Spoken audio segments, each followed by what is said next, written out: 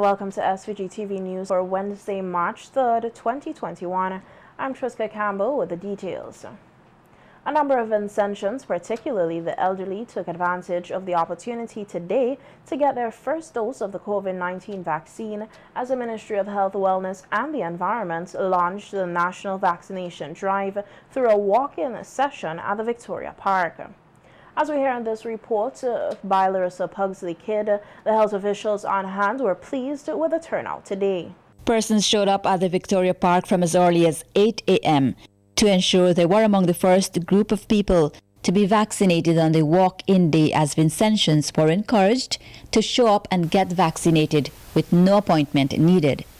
The setup at the Victoria Park allows for social distancing, and Chief Medical Officer Dr. Simone Kieser-Beach told SVGTV News that she was satisfied with the turnout of persons who continued to trickle in throughout the morning period. If you look behind us, all of those persons waiting, and at the gate, persons are lined up. So I'm happy. The interest is good, and that augurs well for us to get to our goals of protecting Vincentians by vaccinating 70,000 persons in a shorter space of time as possible. It was observed that the majority of persons who volunteered to take the vaccine were the elderly. We spoke to some of them who were in line to take the vaccine. I'm not a young man anymore, and they say the more old you get, the more risk it is. So I make sure to take the first chance and get it. Well, I hear they say they help you for keeping the COVID. So I say, going and take it to try it. The Chief Medical Officer explained the process was being done in 3 stages. Persons get registered and wait for their vitals to be checked on their attempt, and once given the okay, they move on to be vaccinated, after which they are being asked to wait for 20 to 30 minutes for observation. We check your blood pressure, to make sure your blood pressure is fine. We take a detailed history. Is the person diabetic, hypertensive? Because we need to know those things. But those are persons who really should have the vaccine also. And so that's what happens there, to make sure your blood pressure is nice and at a good level. If it doesn't happen, then you sit for a while and you wait for it to come down. We spoke with several persons who took the vaccine after completing their half-hour observation. Man, I feel strong. I feel good, because I had plans for this already, because in a war you have to learn to defend yourself. Protect myself. So I feel strong. I am a hypertension person, so I just feel like taking it. I'm feeling good. Self and protect other people that they're wrong. Like if they don't want an elder person like your grandmother or your grandfather. The vaccination drive is geared towards vaccinating 70% of the population. Minister of Health St. Clair Prince is hoping to have at least 50,000 Vincentians vaccinated by mid-April.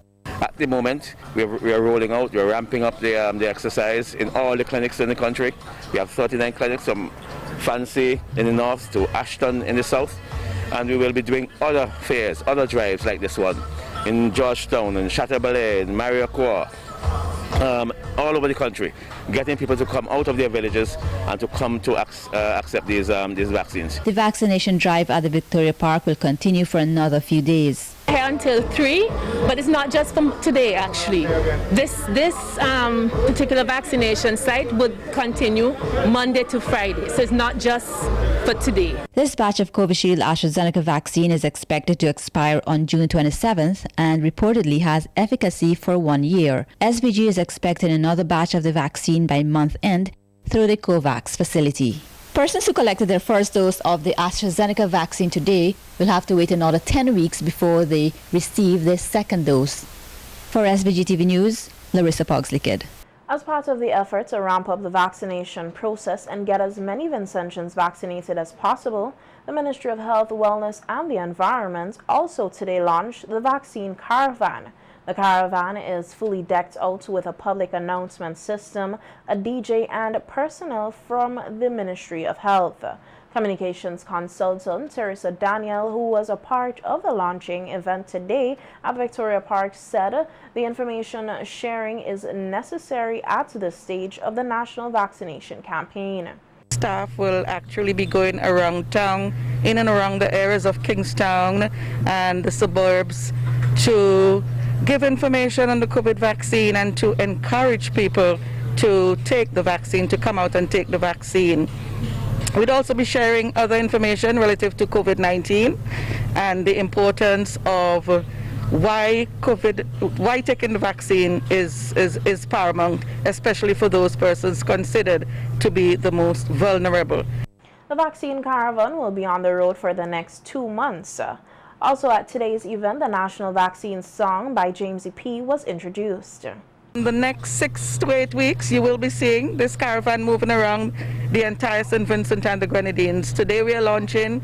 We also launched our jingle, which was done by James P. That's one of several jingles that we'll be producing, but we launched this one today, and you'll be hearing a lot of that as the caravan passes through Kingstown.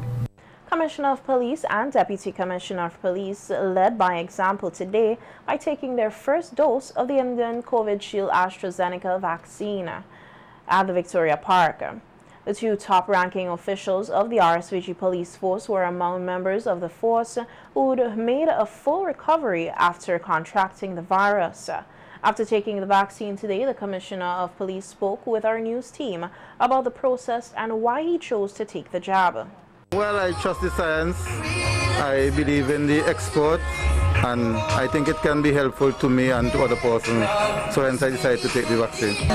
Currently no major effects, just a small jab that I got here. The top cop is encouraging other police officers to take the vaccine, noting that officers are among the frontline workers who will be exposed to the virus, hence the reason they need to take the necessary precautions, including being vaccinated. Commissioner John said that officers who are interested in taking the vaccine will be given time off to do so. In fact, I was one of the persons who contracted COVID. I am feeling healthy. I was advised by the experts that I can take it at this moment. So hence I took it, and I'll encourage members of the organization to also take the vaccine. Once a person wishes to come here, then I'll allow them to come here. St. Vincent and the Grenadines on Tuesday evening reported 70 new positive COVID-19 cases from 236 samples received and processed on Monday, March 1st.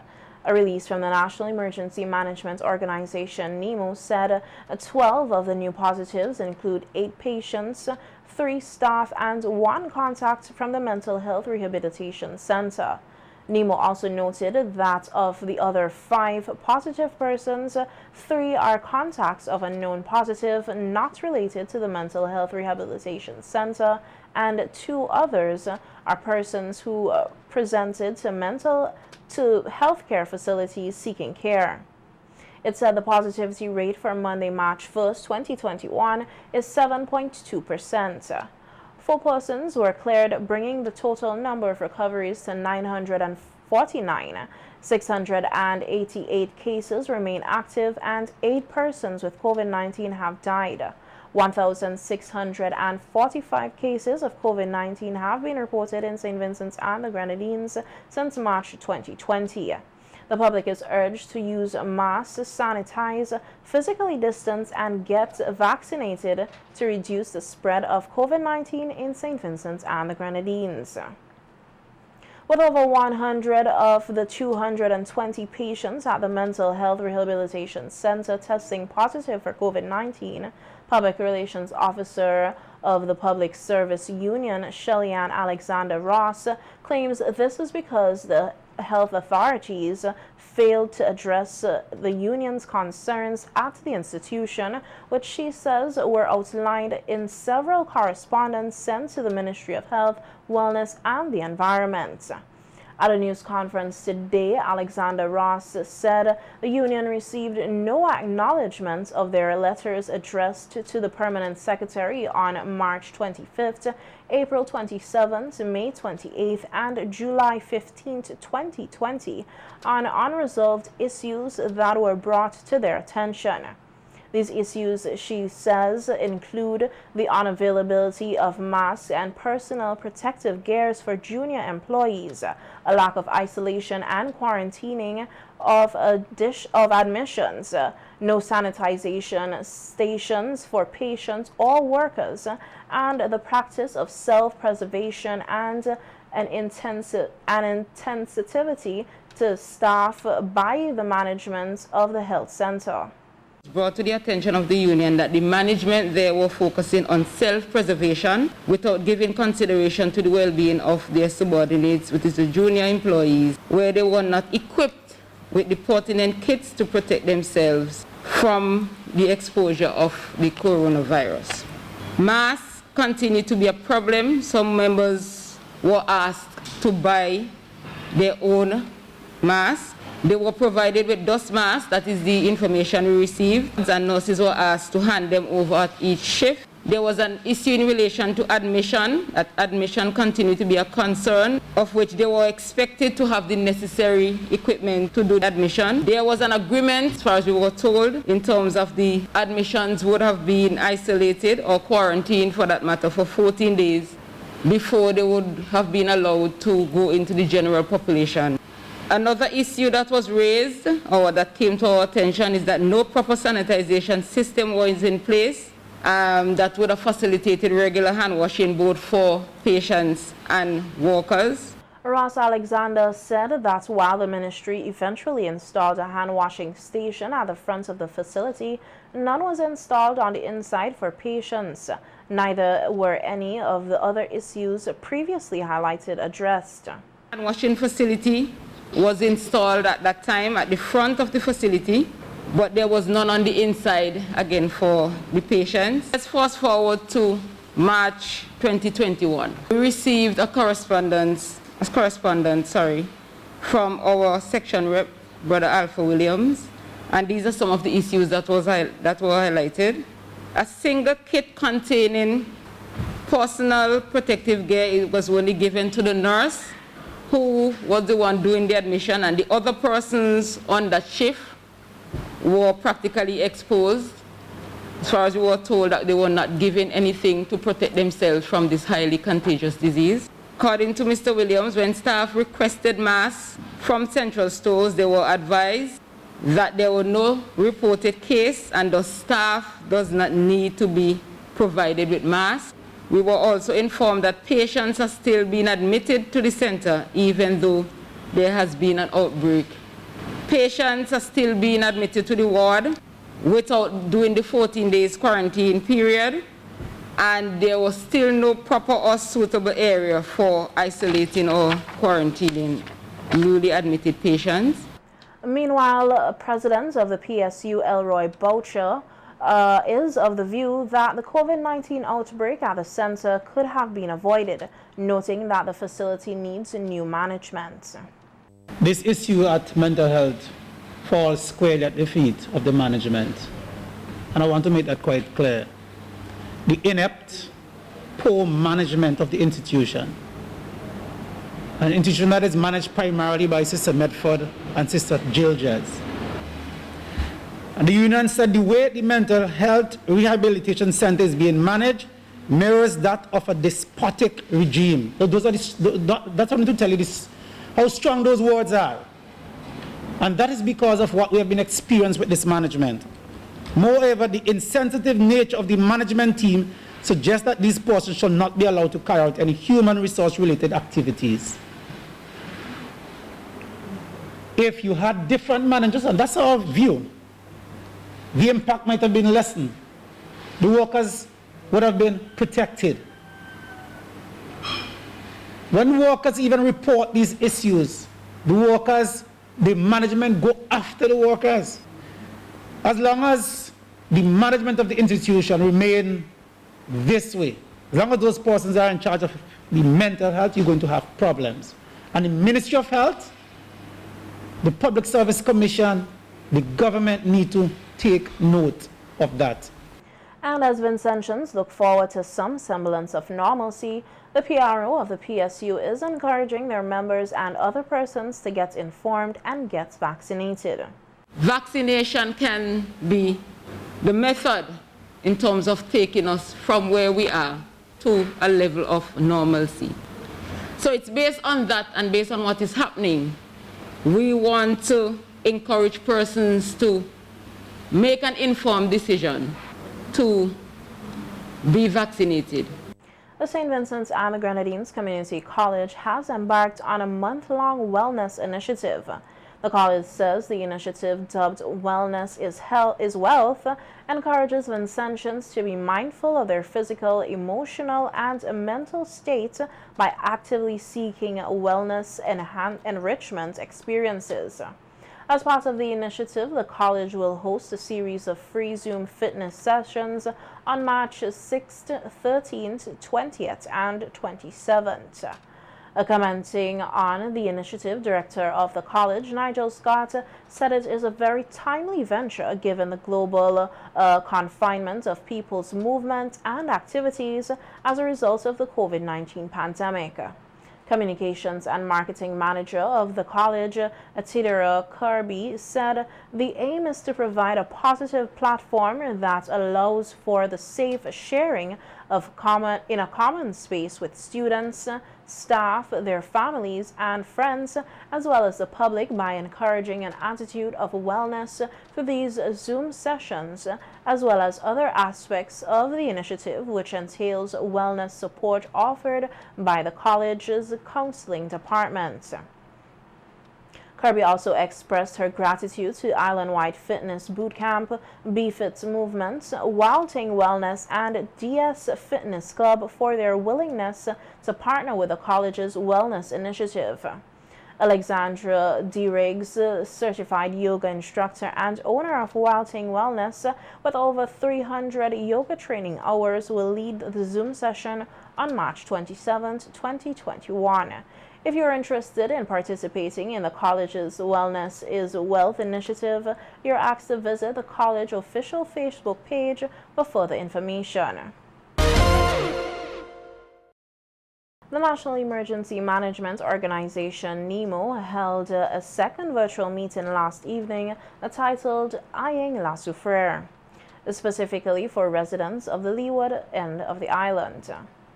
The meeting was addressed by several persons, including Prime Minister Dr. Afghan Salz.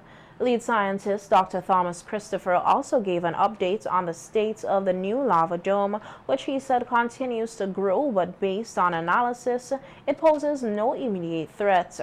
Dr. Thompson said that it was observed that the new lava dome has grown to more than 90 meters since December 2020, noting that it has now covered parts of the old dome. The main thing that would occur is that it would cover the fumarole. The new dome has actually covered parts of the old dome.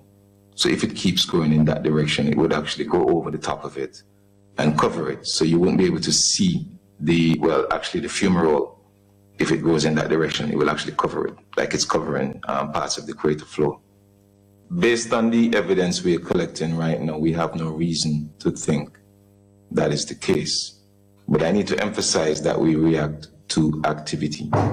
So if the volcano ramps up in the next hour, then our mind would probably change. But as we speak, we have no reason to think that it's going to explode anytime soon. The new lead scientist, volcano seismologist Dr. Roderick Stewart, was introduced at the virtual meeting. Dr. Stewart said his role is to develop seismic data and train technicians in seismology. To say that although you see a new face and a new voice you might hear from time to time, it's the same old team. I've been working at the University of West Indies for almost 15 years now, been working very closely with all the other scientists you've seen and you know, and we work very much as a team. We trust each other and we speak on behalf of each other. So although you say I'm a new person, I am representing the same team that's been here all along.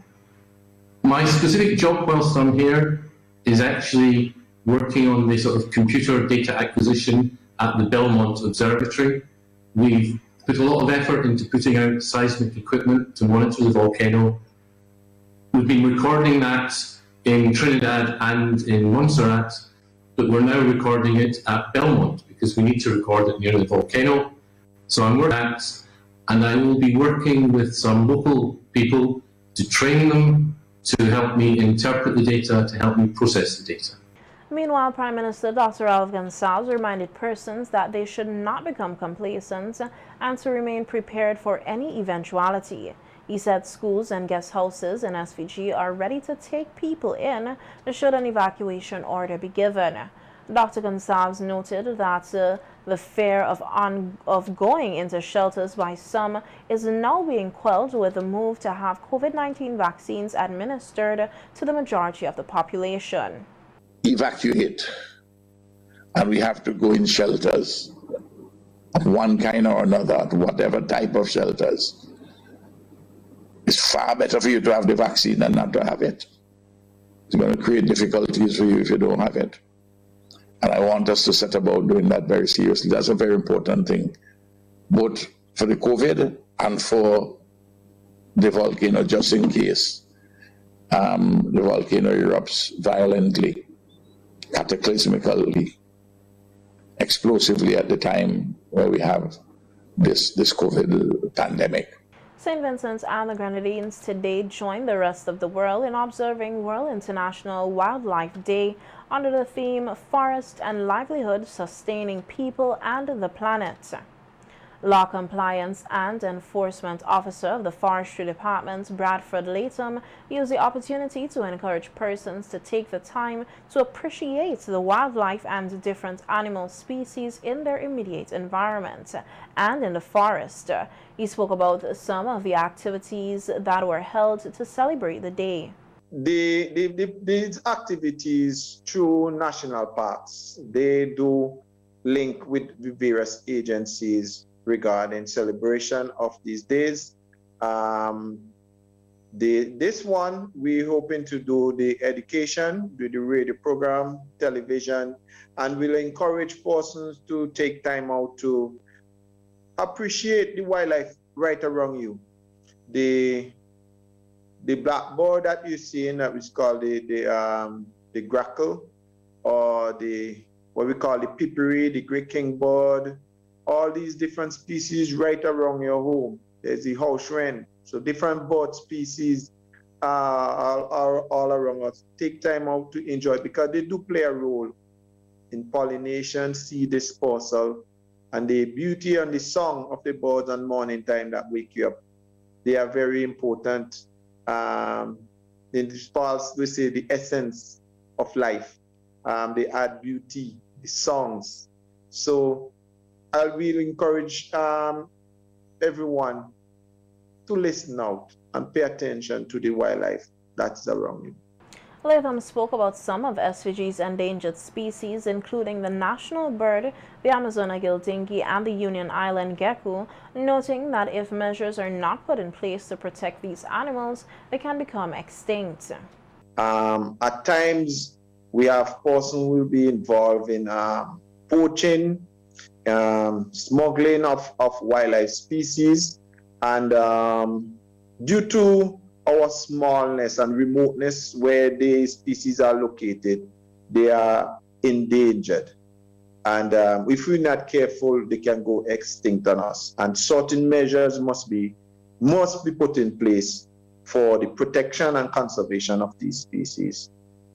Wherever they are, so we know of the St. Vincent parrot, and also we could know of the Dudani in Union Island, where we have seen extensive poaching of these species, and this species have recently been listed on the Appendix 1 on CITES. Fire Chief SOP Joel James is advising parents not to leave their children at home unsupervised. SOP James told SVGTV News that there was a recent incident in which a 6-year-old was left unattended at home, and that child lit a match on his bed, which almost engulfed his parents' house in fire. You have to make sure that from time to time you would speak to your children. Tell them not to play with matches, and you should put the match in an area where it cannot be easily reached. Some children are mischievous. They would take a chair and they would stand up and try to reach the matches to experiment what fire is, or if I light this match, what would happen? Would it burn me? And then some of them would do it on their beds. We have had a situation recently where a 6-year-old child experimented with match and burned a house. So I would also The fire chief also warned householders of the dangers of overloading their outlets.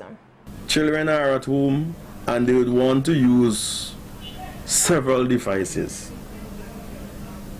They would want to use an adapter to plug their laptop in, to charge their phone, to plug their fan, and then you can overload the socket, and that would cause fire. You know your fan has a shorts. It's shorting out as we say locally.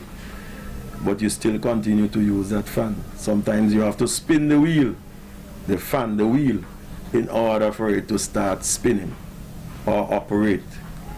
If you know that is happening, change the fan or don't use it at all.